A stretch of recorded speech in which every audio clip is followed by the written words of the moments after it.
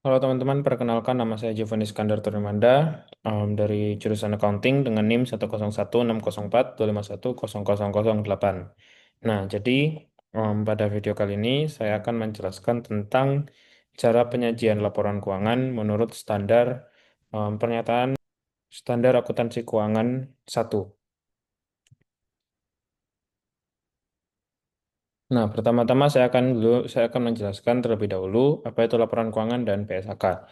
Jadi laporan keuangan itu sendiri adalah suatu penyajian terstruktur dari posisi dan kinerja keuangan dari suatu entitas, biasanya merupakan perusahaan. Nah, sedangkan PSAK itu sendiri adalah pernyataan standar akuntansi keuangan yang menjadi pedoman suatu entitas dalam menyusun suatu laporan keuangan. Nah, tujuan dari PSAK dan laporan keuangan itu adalah untuk laporan keuangan, tujuannya adalah memberikan informasi mengenai posisi keuangan, kinerja keuangan, dan arus kas suatu entitas yang bermanfaat bagi para pengguna laporan, agar mereka dapat membuat keputusan ekonomi. Selain itu, laporan keuangan juga harus melampirkan hasil pertanggungjawaban manajemen atau sumber daya yang dipercayakan. Sedangkan PSAK itu sendiri bertujuan untuk membandingkan laporan keuangan periode sebelumnya dengan laporan keuangan entitas lain, serta mengatur persyaratan dalam menyajikan laporan keuangan, struktur laporan, dan persyaratan minimum mengenai isi laporan keuangan. Selain itu, laporan keuangan juga harus melampirkan informasi-informasi seperti aset, liabilitas, ekuitas, pendapatan dan beban, termasuk keuntungan dan kerugian, kontribusi dari dan distribusi kepada pemilik dalam kapasitasnya sebagai pemilik, dan juga arus kas. Nah, jadi karakteristik dari laporan keuangan itu adalah kepatuhan terhadap standar akuntansi keuangan, kelangsungan usaha, laporan keuangan disusun berdasarkan asumsi kelangsungan usaha, adanya dasar akrual, material, dan agregasi, tidak boleh saling hapus kecuali disyaratkan atau diizinkan. Terus ada PSAK atau pernyataan standar akuntansi keuangan. Pelaporan dilakukan dalam jangka waktu tahunan, informasi komparatif atau bisa dibandingkan dengan periode sebelumnya, dan juga konsistensi penyajian. Nah, berikutnya saya akan menjelaskan tentang ruang lingkupnya, di mana entitas menerapkan pernyataan-pernyataan tersebut dalam menyusun dan menyajikan laporan keuangan, yang mana penyusunan dan penyajian laporan itu bertujuan umum sesuai dengan standar akuntansi keuangan. Akan tetapi, pernyataan ini tidak berlaku bagi penyusun dan penyajian laporan keuangan entitas syariah. Nah, jadi ini adalah komponen-komponen dari laporan keuangan itu ada laporan posisi keuangan, laporan laba rugi komprehensif, laporan perubahan ekuitas, laporan arus kas, dan juga catatan atas laporan keuangan. Yang pertama, saya akan menjelaskan tentang laporan posisi keuangan, di mana di laporan posisi keuangan ini penyajian aset tetap dan aset lancar itu harus terpisah. Jadi kalau misalnya di aset itu di laporan posisi keuangan itu dibagi menjadi dua, yaitu aset tetap dan aset lancar. Nah, keduanya ini harus dibuat secara terpisah. Aset lancar sendiri itu adalah suatu aset yang dimaksudkan untuk dijual atau digunakan dalam kegiatan operasional. Biasanya jangka waktunya itu kurang dari 12 bulan. Contohnya apa? Contohnya adalah kas atau persediaan. Sedangkan aset tetap adalah aset yang tidak dimaksudkan untuk dijual dan jangka waktunya itu lebih dari 12 bulan. Contohnya itu adalah deposito berjangka. Nah, ini bisa kita lihat di laporan keuangan yang saya ambil dari PT Pantai Indah Kapuk 2 Terbuka. Ini adalah laporan posisi keuangan, maaf, di mana kita lihat penulisan aset atau pencatatan asetnya ini sudah benar karena aset lancar dan aset tidak lancarnya itu dipisah. Berikutnya, em, ini ada liabilitas juga, di mana liabilitas itu dibagi menjadi dua juga, liabilitas jangka pendek dan jangka panjang, di mana jangka pendek artinya kewajiban yang dipenuhi dalam waktu kurang dari 1 tahun. Sedangkan liabilitas jangka panjang itu kewajiban yang pemenuhannya membutuhkan waktu lebih dari 1 tahun untuk dipenuhi. Nah, em, ngomong-ngomong teman-teman, laporan posisi keuangan ini memang dibagi menjadi tiga, yaitu aset, liabilitas, dan juga ekuitas. Di mana pada saat em, di bagian akhir, laporan posisi keuangan bagian aset dan ekuitas dan juga liabilitas itu akan dibandingkan ya, di mana total dari aset itu harus setara atau balance dengan total dari liabilitas ditambah dengan ekuitas. Ini juga kita bisa lihat pencatatan liabilitasnya juga sudah dipisah dari Peta Indah Kapuk, di mana em, ada liabilitas jangka panjang dan juga liabilitas jangka pendek ya. Liabilitas jangka pendeknya itu contohnya seperti em, utang muka pelanggan, utang obligasi dan lain sebagainya. Sedangkan yang jangka panjang itu seperti uang muka pelanggan bagian jangka panjang ya dan lain sebagainya. Nah, ini adalah bagian ekuitas ya. Seperti yang saya jelaskan tadi, total liabilitas dan ekuitas itu harus sama dengan total aset ya. Ini kita bisa lihat jumlah liabilitas dan ekuitasnya adalah 4416312960, yang mana hal ini sudah balance dengan yang di bagian aset ya, 44162312 960.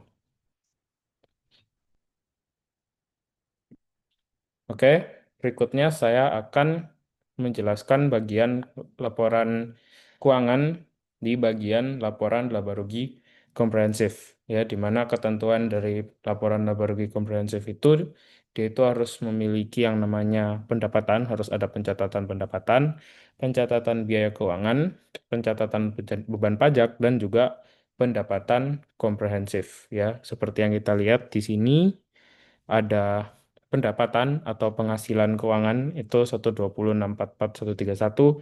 Ada beban keuangan juga yang mana kalau beban itu akan ditulis em, dalam kurung yang artinya itu minus ya, 21.993.661. Dan ada pendapatan, ada beban pajak ya, ini beban pajak penghasilan juga sudah dituliskan ya. Dan juga ada pendapatan komprehensif yang dimana ada di sebelah sini. Pendapatan komprehensif. Jadi em, penyajian dari laporan ini, laporan laba ruginya ini merupakan pelaporan terpisah ya. Apa artinya pelaporan terpisah? Artinya adalah format yang digunakan ya adalah format yang menyajikan laba atau rugi bersih dan pendapatan lainnya itu secara terpisah. Jadi laba atau rugi bersih dan pendapatan kooperatif lain itu tidak digabung atau disajikan secara terpisah. Ini bisa kita lihat di mana laba dan juga laba komprehensif itu tidak digabung atau dipisah.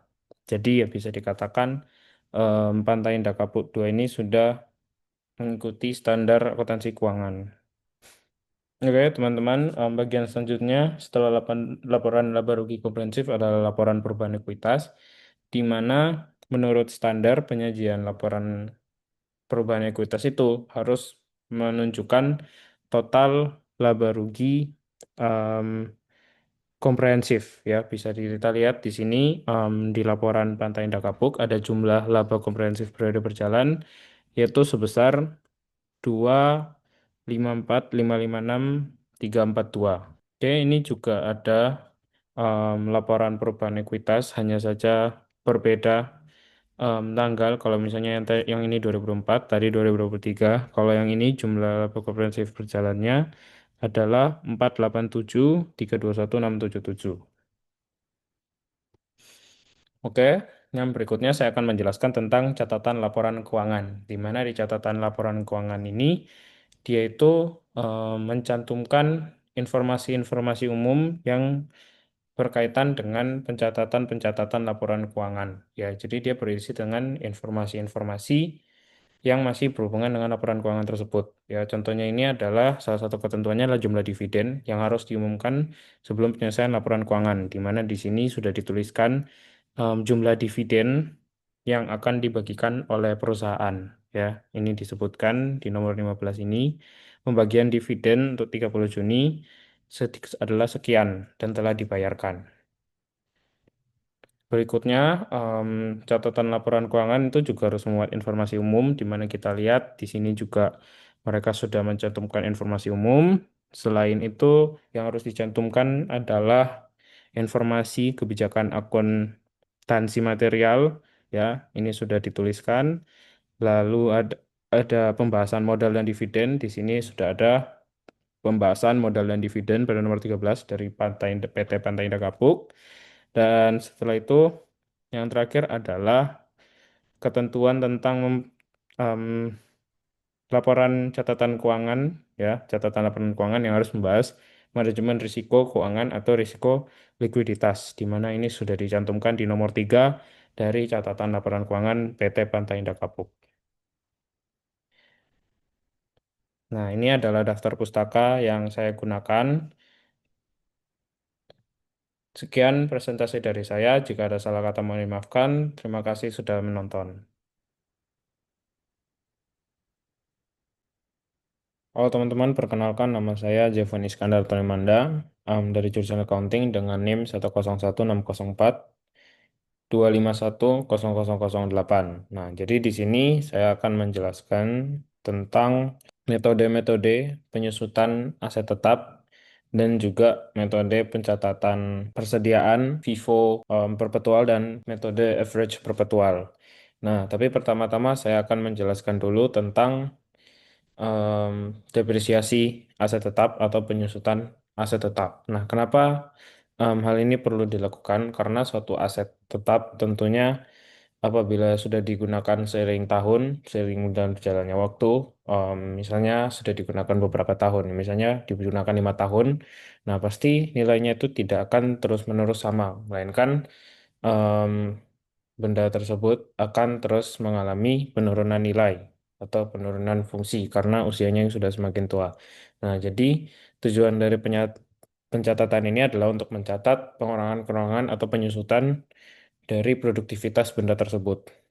Nah, jadi em, di sini terdapat suatu kondisi di mana ada mobil yang dibeli itu pada tahun 1990 seharga 120 juta. Umur ekonomisnya adalah 10 tahun. Dan juga nilai residu adalah 64 juta. Nah, apa itu nilai residu? Nilai residu itu adalah nilai yang masih tersisa atau nilai dari barang tersebut yang tetap bisa dijual walaupun dia itu sudah em, termakan semua umur ekonomisnya. Jadi walaupun umur ekonomisnya sudah genap 10 tahun, dia itu masih memiliki nilai, yaitu 64 juta. Nah, jadi di sini ada beberapa metode. Yang pertama adalah unit aktivitas. Jadi dia ini unit aktivitas adalah diukur berdasarkan em, aktivitas yang digunakan. Misalnya per kilometer atau misalnya em, ada yang hitungan berat misalnya atau yang lain sebagainya. Pokoknya dari aktivitas yang telah dilalui oleh benda tersebut. Nah, ini jadi langsung saya contohkan saja. Yang pertama adalah unit aktivitas. Misalnya aktivitasnya adalah seperti ini. Nah, pertama kita harus mencari dulu biaya per unit. Gimana cara kita mencari biaya per unit? Pertama tentunya kita harus mencari total unit dari semua aktivitas yang sudah dilewati oleh benda tersebut. Nah, ini dari tahun 1990 sampai 1999, ini ada kurang lebih 10 tahun. Jadi kita cari dulu total selama 10 tahun ini aktivitasnya yang terpakai itu sudah seberapa. Ini ada 28.000 yang berarti biaya per unit. Gimana cara cari biaya per unit? Kita bagikan biaya yang dapat disusutkan dibagi dengan 28.000 atau total unit. Kenapa kita bisa dapat yang biaya dapat disusutkan ini? Karena kita sudah mengurangi nilai buku dan nilai residu. Jadi nilai buku apabila dikurangi dengan nilai residu itu dapatnya adalah biaya yang dapat disusutkan. Kenapa dikurangi dengan nilai residu? Nilai residu ini kan berarti anggapannya kayak suatu nilai ekonomis yang harus disisakan setelah em, umur ekonomisnya ini digenapi. Jadi ini adalah em, nilai atau biaya yang bisa digunakan oleh pengguna, yaitu 56 juta. Jadi ibaratnya nilai residu itu nilai yang disimpan atau sengaja tidak digunakan. Nah, jadi biaya per unitnya itu langsung saja dibagi ini dibagikan dengan ini. Nah, tadi untuk menambah 28.000 ini saya menggunakan sum, rumus sum, di mana rumus sum ini berarti rumus yang berfungsi untuk menambahkan banyak-banyak blok sekaligus. Itu menggunakan rumus sum. Nah, ini jadi biaya per unitnya adalah 2.000. Ini langsung kita tarik saja ke bawah. Jadi seperti ini. Dan langsung kita kalikan. Jadi beban penyusutannya itu adalah ini dikali dengan ini. Nah, jadi langsung saja kita sudah dapat beban penyusutan. Supaya cepat kita langsung tarik ke bawah seperti ini. Ya, karena pasti rumusnya itu akan mengikuti dari blok yang kita tarik. Yang sudah memiliki rumus tersebut. Dan akumulasi penyusutan itu berarti kayak total penyusutan yang memang terus bertambah seiring dengan berjalannya waktu. Jadi misalnya pada tahun 1990 nilainya itu 2 juta. Nah, pada tahun 1991 dia bertambah nih jadi 4 juta beban penyusutannya. Berarti diakumulasinya itu menjadi 6 juta. Nah, ini kita tinggal tarik ke bawah sama seperti sebelumnya karena sudah ada rumus yang mengikuti. Nah, ini kita seperti kita lihat akumulasi penyusutannya ini harus sama dengan total biaya yang dapat disusutkan. Nah, di bagian nilai buku akhir ini kita akan kurangkan total nilai bukunya yaitu 120 juta dikurangi dengan beban penyusutannya. Ya, jadi kita kurang-kurangi saja dengan beban penyusutannya. Ini kita tarik saja ke bawah dan pasti totalnya akan sama dengan nilai residunya. Ya, jadi itu adalah metode yang pertama, metode unit aktivitas. Metode berikutnya yang akan saya jelaskan adalah metode garis lurus, di mana metode garis lurus ini kita menggunakan rate atau persentase, di mana ini didapatkan dari 100% dibagi dengan total tahun ekonomis. Jadi misalnya tahun ekonomisnya ada 10, berarti kita bagikan 100 dibagikan dengan 10. Jadi di sini adalah 10%.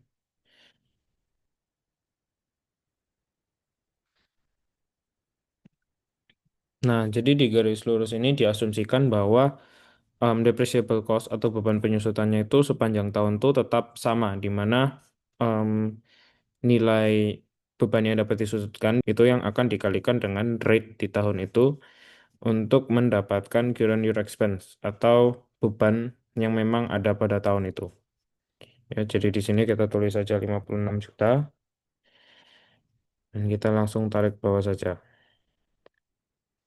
Nah, yang berikutnya di sini ada yang namanya partial year atau tahun parsial, di mana seperti yang kita ketahui, barang tersebut tidak dibeli pada tanggal Januari, jadi dibeli pada saat bulan Juni atau pertengahan tahun. Nah, untuk bisa mencatat secara maksimal, karena pasti ada beberapa bulan yang terlewat, kita akan tambahkan 1 bulan tambahan. Jadi di mana di sebelumnya di sini hanya terdapat 10 tahun. Jadi karena kita belinya di awal tahun, kita harus menambah 1 tahun lagi untuk menambal bulan-bulan yang hilang tersebut, yaitu Januari sampai Mei. Ya, jadi di sini ada 11, kita tambahin sama 2.000, di mana seharusnya itu tidak ada. Jadi langsung saja kita kalikan dulu, ya. Ini kita kalikan dengan ini. Jadi sebenarnya normalnya bebannya itu adalah 56 juta. 5.600.000 per tahun. Nah, cuman karena ada partial year-nya di mana Juni, jadi cara penghitungan partial year-nya itu berarti misalnya dia dibeli pada bulan Juni, berarti yang terpakai itu 7 bulan. Kenapa 7 bulan? Karena dihitung dari Juni sampai Desember termasuk Juninya. Jadi Juni, Juli, Agustus, September, Oktober, November, Desember itu ada 7 bulan. Jadi langsung saja, pertama ini kita ganti ke accounting dulu. Kenapa? Biar perannya itu tidak berubah. Ini sisanya kita tulis satu saja. Nah, yang terakhir kita tinggal mengisi yang kosong. Jadi misalnya 7 per 12, kan per tahun itu berarti 12 per 12. Ini berarti kita mengisi, ya kalau misalnya sudah terisi 7, berarti di tahun ke-11 kita isinya 5 per 12. Ini kita ganti, counting dulu.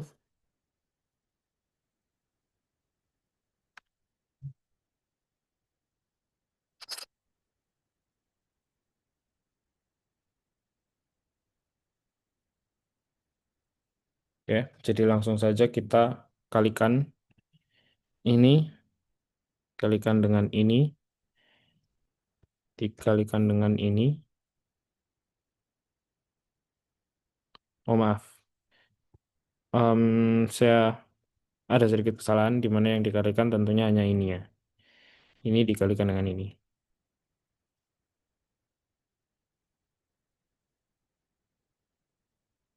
Nah, akumulasinya kita tinggal tambahkan sendiri.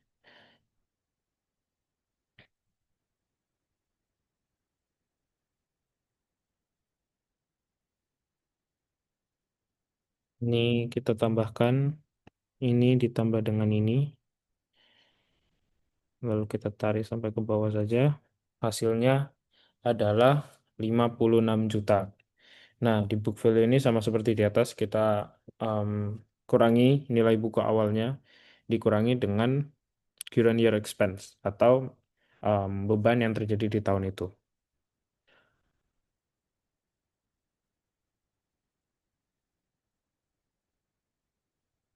Ini dikurangi lagi, harusnya sampai di bawah. Hasilnya adalah 64 juta atau sesuai dengan nilai residu yang ada, ya, yaitu sekitar 64 juta. Oke, jadi yang terakhir adalah metode saldo menurun. Jadi apa itu metode saldo menurun? Jadi metode saldo menurun atau double declining balance itu merupakan suatu metode di mana declining balance rate-nya atau rate-nya itu em, dibuat dua kali dari normalnya. Jadi misalnya ini 10%, jadi yang kita tulis di sini adalah em, 20%. Ya, jadi langsung saja kita tulis di sini 20%. Coba kita tarik ke bawah. Jadi seperti ini dan beginning book value-nya. Jadi book value yang tidak dihitung dengan nilai residu adalah em, 120 juta. Ya, seperti biasa di ujung sini itu harus 56 juta. Jadi ini di semua metode ya. Di akumulasinya totalnya harus 56 juta karena memang harus sama dengan total biaya yang dapat disusutkan. Di sini kita tulis 64 juta atau nilai residunya. Ya, kira-kira seperti ini. Jadi di sini caranya sedikit berbeda dari yang di atas, di mana em, pertama ya kita pertama masukkan dulu partialnya tentunya, di mana di sini juga masih menggunakan partial share. Yang tidak menggunakan tahun parsial itu cuman yang unit aktivitas, karena memang dia murni dihitungnya dari segi aktivitasnya saja. Berikutnya adalah saldo menurun, di mana di saldo menurun ini langkah pertamanya itu kita harus kalikan terlebih dahulu 120 juta, kita kalikan dengan 20%, kita kalikan dengan tahun parsialnya. Kenapa 7/12? Itu sudah ya saya jelaskan tadi. Nah, selanjutnya di akumulasinya langsung saja kita masukkan di book value-nya, kita langsung kurangi 120 juta dikurangi dengan 14 juta. Jadi 106 juta. Nah, ini yang akan kemudian menjadi beginning book value di tahun berikutnya. Di sini langsung saja. Nah, akumulasinya itu adalah 14 juta ditambah dengan 21.200. Yang mana kalau book value-nya itu berarti 106 juta ini atau nilai buku di tahun sebelumnya dikurangi dengan beban di tahun ini. Ya, 21.200. Oh, maaf.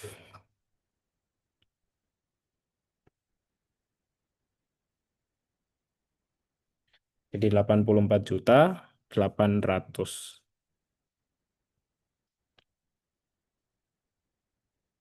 Di sini sama, akumulasinya juga sama. Ya, di sini bertambah, di sininya berkurang. Ya, jadi caranya memang cuman seperti itu sebenarnya. Cukup simpel.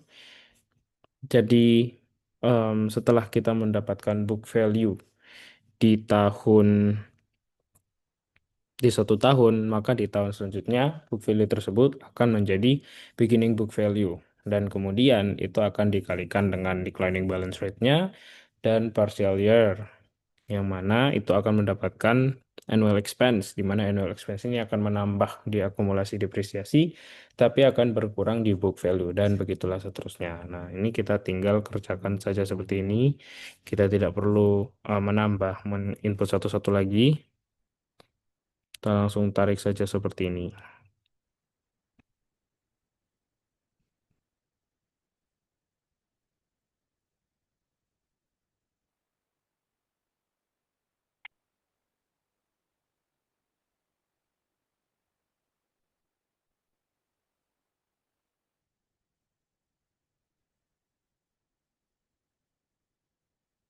Oke, jadi berikutnya yang paling terakhir adalah di tahun 2000, tapi seperti yang kalian lihat di tahun 2000 ini em, saya tidak masukkan partial year-nya dan juga declining balance rate, di mana dia tidak menggunakan 20% dan 5/12. Kenapa seperti itu? Karena jika kita misalnya menggunakan misalnya di sini 5/12 ya. Misalnya kita menggunakan metode yang sama dengan yang atas-atasnya ini.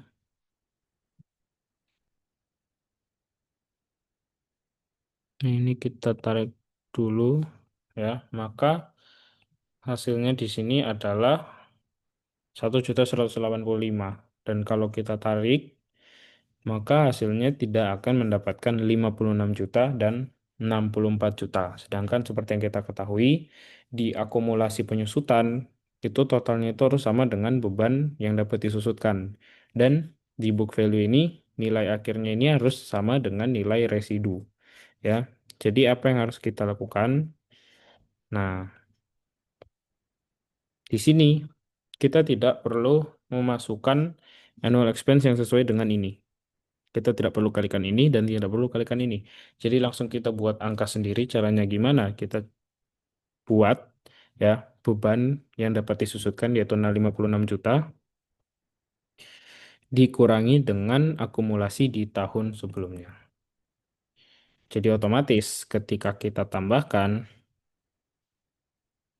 maka akan mendapatkan total biaya yang dapat disusutkan. Dan ini ketika kita kurangi, otomatis akan menemui nilai residu.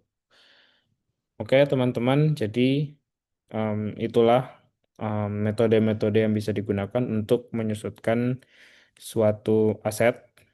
Ya, jadi kita lanjut di em, bagian yang kedua, yaitu persediaan, di mana di sini saya akan menjelaskan tentang FIFO perpetual dan juga average perpetual. Nah, pertama-tama saya akan menjelaskan FIFO perpetual. Oke, jadi FIFO perpetual itu adalah suatu metode dalam pencatatan persediaan di mana kita itu akan mencatat barang-barang yang masuk itu ketika ada penjualan, maka kita akan menjual barang-barang yang lebih dulu masuk. Jadi di sini barang-barang itu dibedakan menjadi beberapa macam. Jadi dibedakan tuh berdasarkan harga pembeliannya. Jadi misalnya em, barang pertama eh, itu pada saat masuk pertama itu ada 10, harganya 5.000. Saat masuk kedua itu 20, harganya 7.000. Nah, em, pada saat masuk ke tiga itu misalnya 30, harganya 8.000. Nah, ketika misalnya ada pembelian meminta 30. Nah, jadi yang dikeluarkan dulu itu adalah 10 pertama dan 20 pertama. Ya, jadi em, mungkin supaya tidak bingung, langsung saja saya contohkan. Misalnya ini pada tanggal 1, stok awalnya itu adalah 200 dengan harga 50.000. Ya, jadi jumlahnya berarti langsung saja kita kalikan adalah seperti ini. Oke, jadi langsung saja ini kita copy, kita masukkan ke sini. Jadi seperti ini. itu adalah tanggal 1. Nah, di tanggal 2 itu adalah pembelian sebanyak 500 dengan harga 60.000. Ya, maaf, ini karena stok awal, jadi ini kita tidak usah masukkan karena dia memang langsung di sini persediaan. Jadi ini bukan pembelian atau penjualan. Nah, yang kedua ini baru pembelian. Di mana pembelian sebanyak 500 harga 60.000.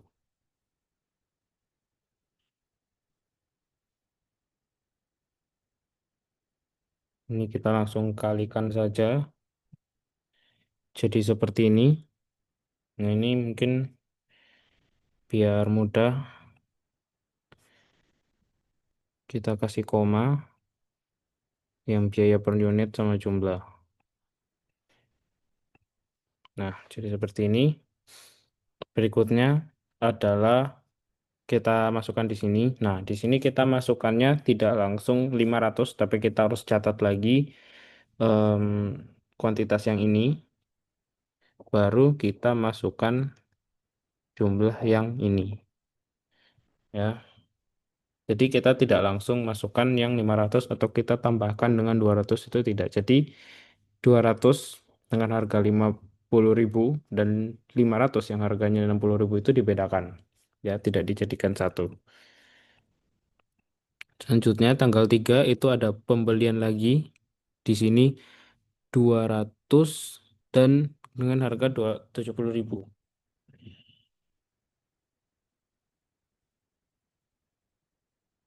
Ya, jadi di sini kita coba tarik seperti ini saja ya untuk memudahkan. Jadi di sini 14 juta ya, jangan lupa ininya kita tulis lagi dan ini kita masukkan di bawahnya seperti ini. Nah, seperti ini teman-teman. Ya, kira-kira sudah jadi seperti ini. Setelah ini baru kita kerjakan yang tanggal 4. Di mana 4 itu akhirnya ada penjualan. Nah, penjualan kita masukkan yang di sebelah sini ya, HPP. Di mana HPP itu memang biasanya lekat dengan penjualan. Di sini 800 dengan harga 80.000.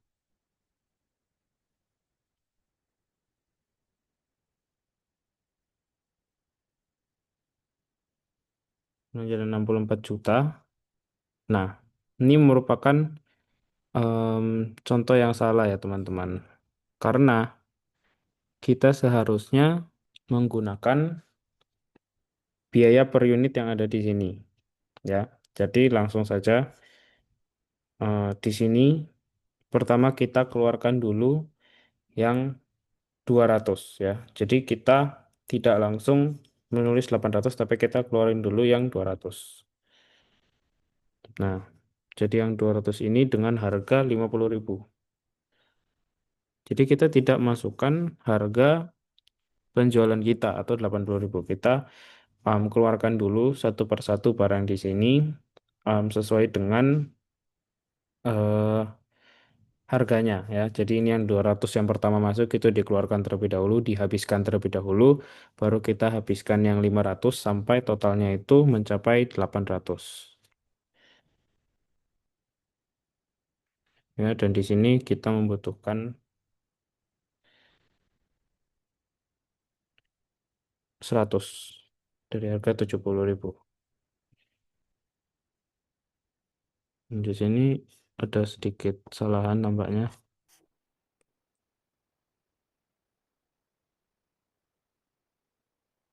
Ya, kira-kira seperti itu. Nah, otomatis ya di sini kan sudah ada 800. Jadi ini sudah em, selesai penjualannya karena di sini sudah diberikan barang 800. Hanya saja kita tidak mengikuti harga ini karena kita harus mengikuti harga yang ada di persediaan, di mana di persediaan ini barang itu dibedakan dari urutan masuknya dan juga harga-harganya ini.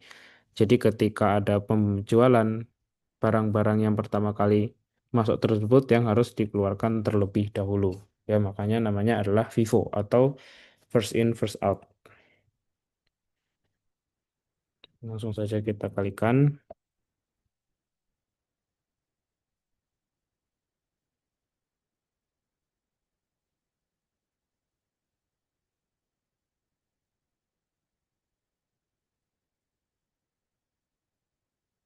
Nah, di sini tentunya stoknya tinggal 100 dengan harga 70.000. Seperti ini. Berikutnya adalah 5. Itu di mana di tanggal 5 ini ada penjualan 100 dengan harga 70.000. Ya, berarti semua stok ini itu langsung dijual. Nah, berikutnya ada tanggal 6, di mana tanggal 6 ini ada pembelian 500 dengan harga 40.000.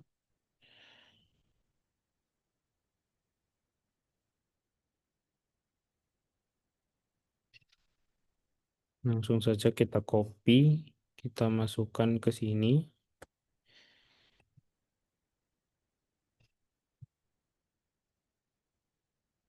Ini kita kalikan.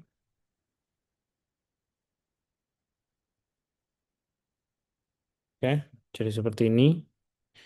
Yang berikutnya adalah tanggal 7, di mana ada pembelian lagi dengan harga 50.000. Dan seperti biasa, kita harus catat sesuai dengan urutan masuk. Jadi ini kita catat lagi. Nah, baru ini kita masukkan di bawahnya.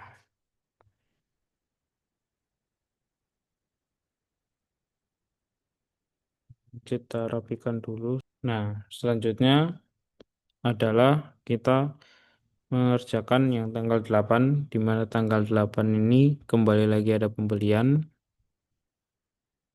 Ya, di sini ada pembelian sebanyak 100 dengan harga 50.000. Ya, sama dengan ini, jadi langsung kita copy paste saja.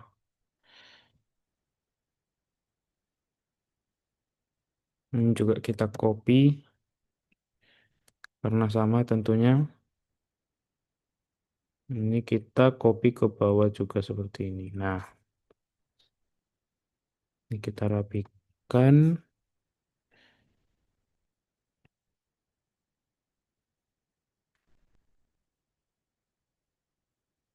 Ini kita pindah juga ke bawah sedikit. Ya, di sini saja karena nanti masih ada untuk tanggal 10-nya.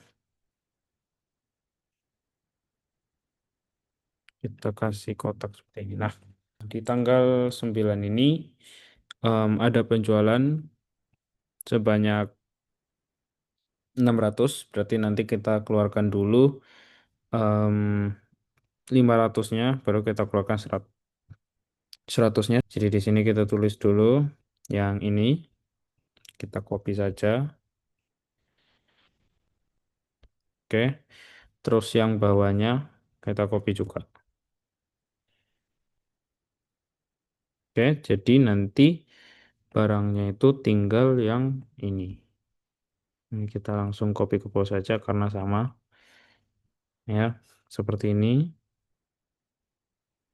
Ini kita rapihkan sedikit.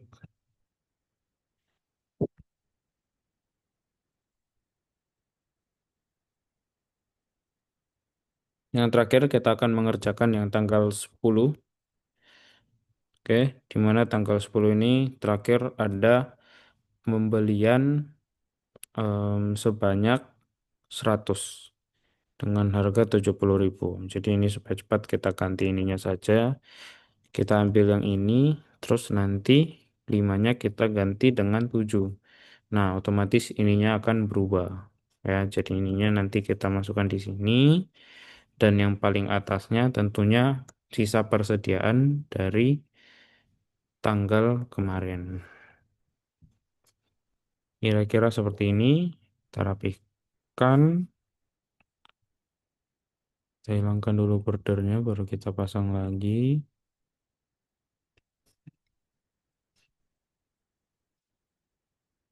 Oke, benar seperti ini. Oke, jadi untuk total HPP ini kita jumlahkan saja menggunakan rumus sum. Rumus untuk menjumlahkan banyak blok secara bersamaan. Ini hasilnya 79 juta. Dan untuk persediaan akhir, kita tambahkan di tanggal 10 ini saja, atau tanggal terakhirnya. Nah, itulah tentang FIFO perpetual atau metode first in first out di persediaan. Selanjutnya saya akan menjelaskan tentang average perpetual.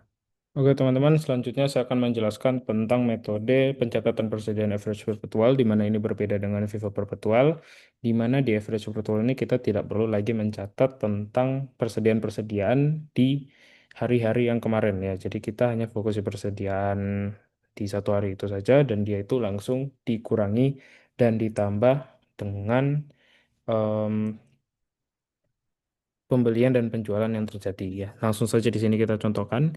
Misalnya di sini pada tanggal 1 stok awalnya 250.000. Langsung kita masukkan saja. Ini kita kasih bentuk angka dulu ya untuk biaya penunaian jumlah supaya nanti kita gampang dalam membaca angka-angkanya. Oke, jadi di sini yang pertama adalah kuantitas ya. Kuantitas di persediaan di mana di stok awal itu ada 200 dan juga 50.000. Ya, di sini langsung saja kita kalikan jadi 10 juta. Yang berikutnya di sini ada pembelian.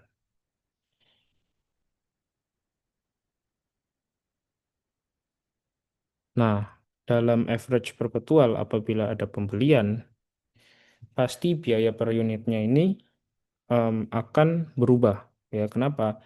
Karena satu, kuantitasnya akan ditambahkan dengan ini 500 dan juga jumlahnya juga akan ditambahkan ya dengan jumlah dari pembelian yang ada di tanggal itu ya. Jadi setiap ada pembelian pasti biaya per unitnya itu akan berubah ya. Ini langsung saja kita tambahkan yang bersedia 700 dan di sini ada 40 juta. Oke, berarti di sini 40 juta dibagi dengan 700 ya. Ini berbeda dengan penjualan di mana kalau penjualan itu dia biaya per unitnya tidak akan berkurang karena anggapannya biaya per unit yang dijual itu menggunakan harga dari em, biaya per unit di persediaan ya. Maka dari itu jika ada penjualan rata-rata biaya per unitnya itu tidak akan berubah. Ya, ini langsung saja kita lanjut ke tanggal 3 di mana ini ada pembelian lagi 200 harga 70.000 senilai 14 juta berarti di sini 54 juta. Di sini jadi 900. Berarti ini jadi 60.000. Oke. Berikutnya adalah tanggal 4, di mana tanggal 4 ada penjualan yaitu sebanyak 800. Ingat kita harus menggunakan harga yang ini ya. Jadi di sini 60.000. Ini jadi 48 juta. Oke. Jadi 48 juta. Di sini berarti karena penjualan ini tinggal 100. Ini tetap 60.000 dan ini berarti jadi 6 juta. Ya, itu untuk transaksi tanggal 4. Tanggal 5 ada penjualan lagi, ya, di mana tanggal 5 ini jadi ada penjualan 100, ya, harganya itu 70.000.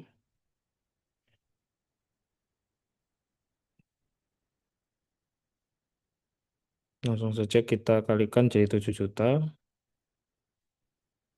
Ini berarti karena persediaannya itu tinggal 100 dan dijualnya juga 100, maka di sini akan jadi 0.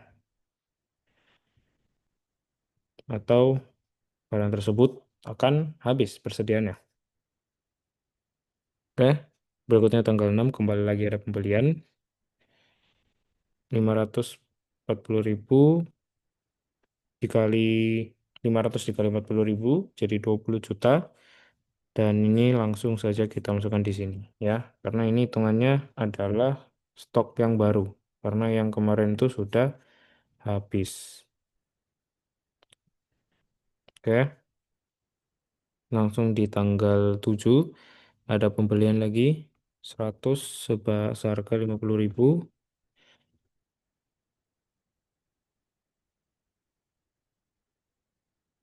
ya. Hmm. 150.000 di sini berarti menjadi 600 dan juga di sini menjadi 25 juta.